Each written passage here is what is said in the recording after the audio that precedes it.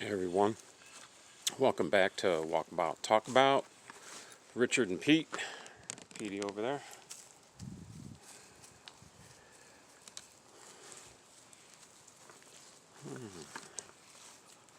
So today is Friday. I believe it's the 1st. That's something. And a couple things I was going to talk about today.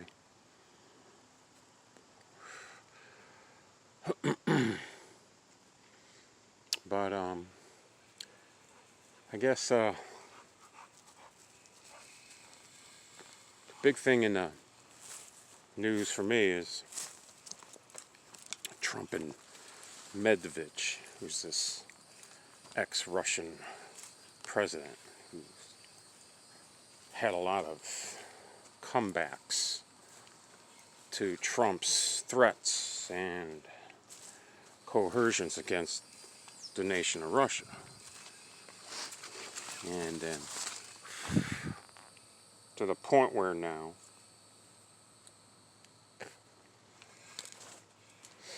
that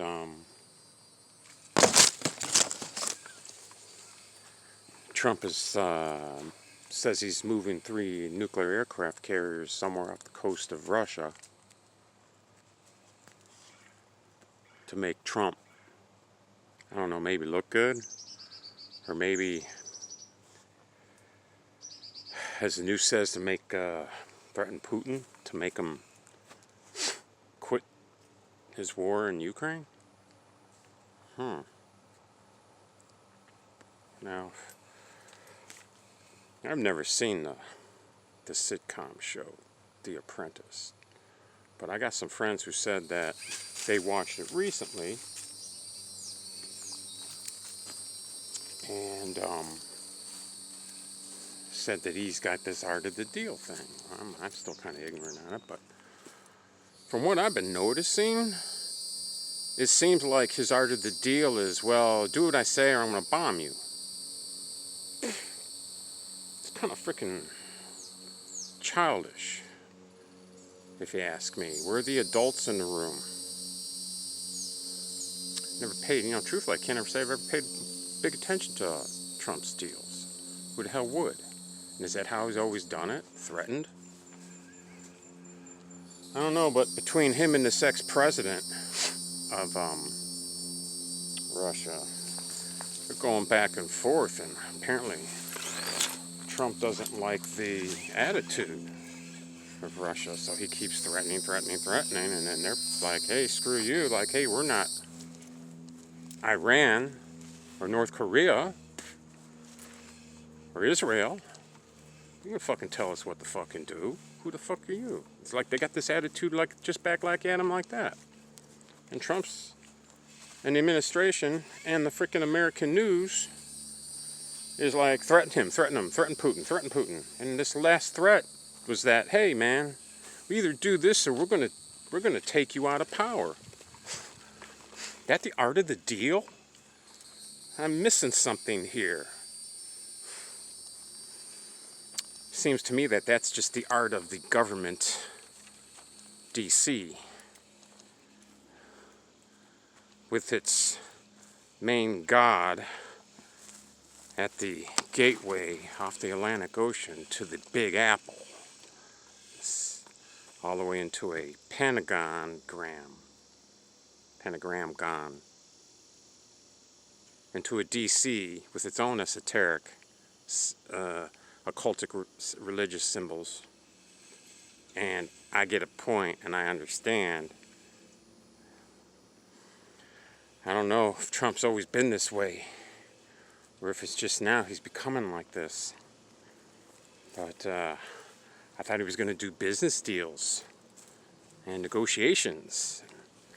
For some reason, is he thinking it takes 35... How long did that Apprentice go when it was playing? Was that an hour-long show or was it 35 minutes? But either way, an hour or 30 minutes, you ain't fucking solving wars or trade disputes 20 minutes. You guys got to sit down and talk that stuff out instead of threaten to take us to freaking war because the other party won't surrender or won't quit or won't cease fire. Maybe you guys should send some I don't know.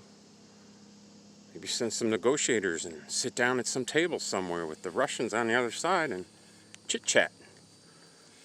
Now, I remember for a bunch of months now, I've been hearing a lot of these peace conferences being put together by the West to discuss the peace that needs to be done in Ukraine.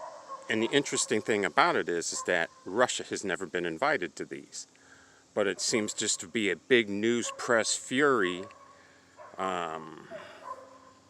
narrative, maybe pre-writing history so you have it in the future, and to maybe placate the masses. I don't know, man. And the trade deal with China is not going to go anywhere. Found out today that China's just about unloaded all of its treasuries. And who bought all those treasuries up? And these are all the U.S. treasuries that they were holding as part of our debt to them. They just sold it all off to one little tiny island.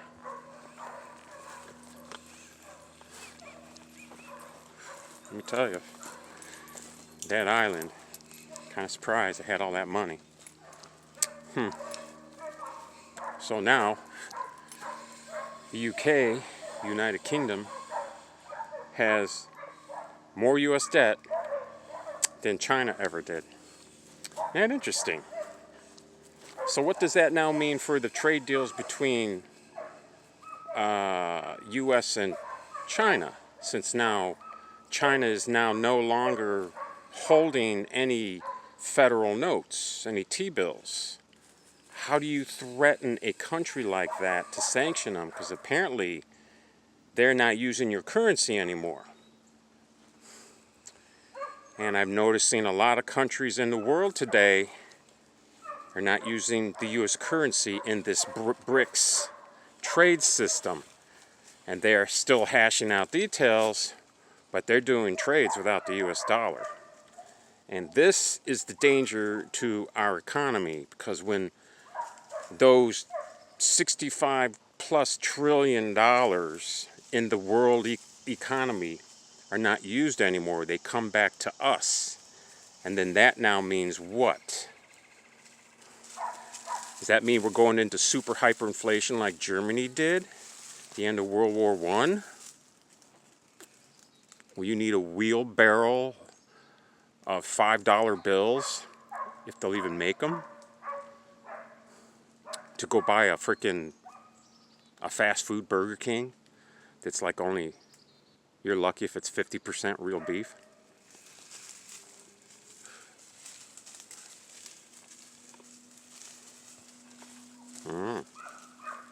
But I had this premonition, suspicion. I've just been watching the facts for a bunch of years, and I knew that there was not going to be a good deal Trump could put together.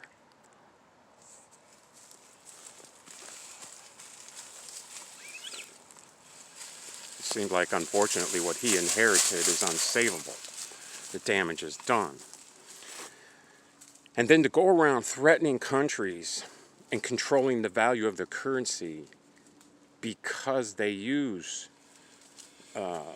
federal notes for trade didn't help. And then stealing other countries' sovereign currency because it's sitting in federal banks didn't help. So I think certain people up in the government and in the Fed and whatever agencies up there have gotten us in this problem have shot themselves in the foot a couple times, and with those stub feet have stepped on the rake 4 or 5 times too.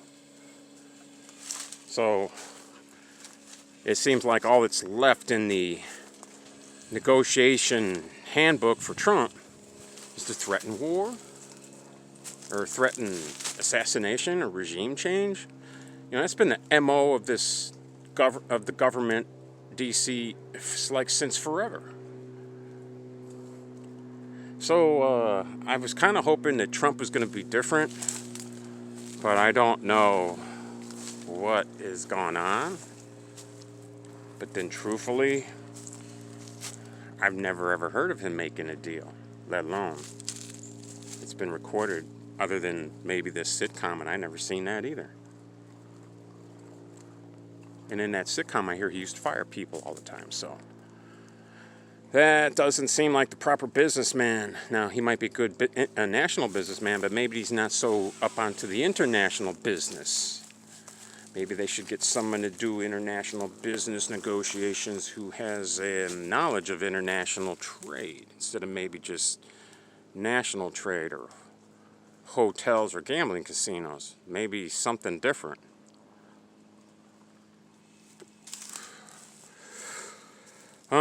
But yeah, as it stands now, China's dumped its T-bills, so apparently you can't sanction them anymore.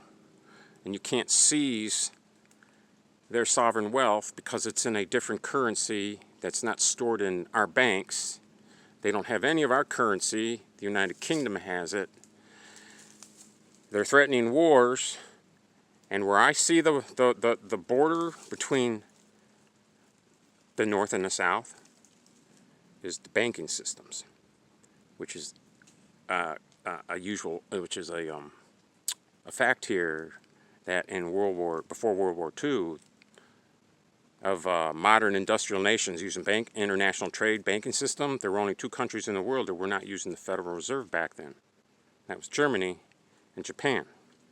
And up until this war broke out, and even back in World War I with the Germans, but especially after that, you start to see a trend against these countries that would not be part of this banking system that today has put our country into like trillions of dollars of debt that the rest of the world is now looking away from to something else. And we are stuck with a currency that will be hyperinflated into non-existent. What is that going to mean for your 401ks, your pensions, your savings?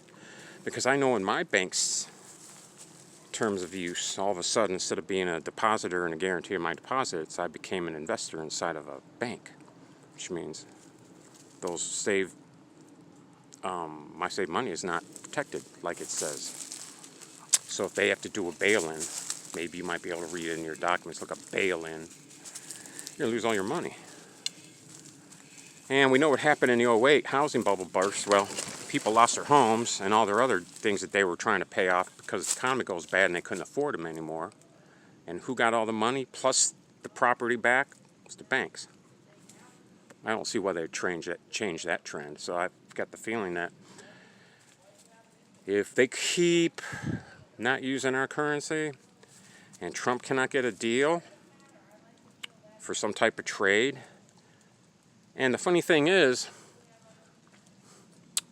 the BRICS system has a larger GDP combined, and also I think it's I do believe that their total value is like more than America's or the West by about $1 trillion.